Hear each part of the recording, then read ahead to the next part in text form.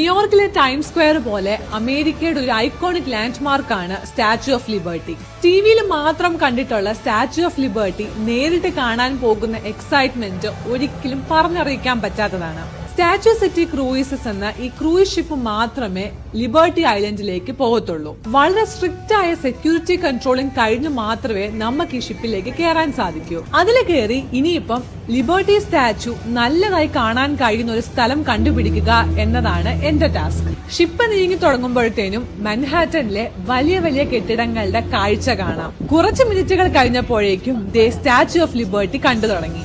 Liberty സ്റ്റാച്യുവിന് ഒന്ന് വട്ടം ചുറ്റി ഷിപ്പ് നേരെ ലിബർട്ടി ഐലൻഡിൽ കൊണ്ടു നിർത്തി. ഇനി ഞങ്ങള് ഷിപ്പിൽ നിന്ന് ഇറങ്ങി നടന്നു പോകുന്നത് സ്റ്റാച്യുവിന്റെ അടുത്തേക്കാ. ഞങ്ങൾ അങ്ങനെ സ്റ്റാച്യുവിന്റെ അടുത്ത് വന്ന് കുറെ നേരം സ്റ്റാച്യു കണ്ടു നിന്ന് കുറെ ഫോട്ടോസ് ഒക്കെ എടുത്ത് മ്യൂസിയത്തിൽ കയറി തിരിച്ചുള്ള ക്രൂയിസ് എടുത്ത് ഇനി എലീസ് ഐലൻഡിലേക്ക് പോവുക.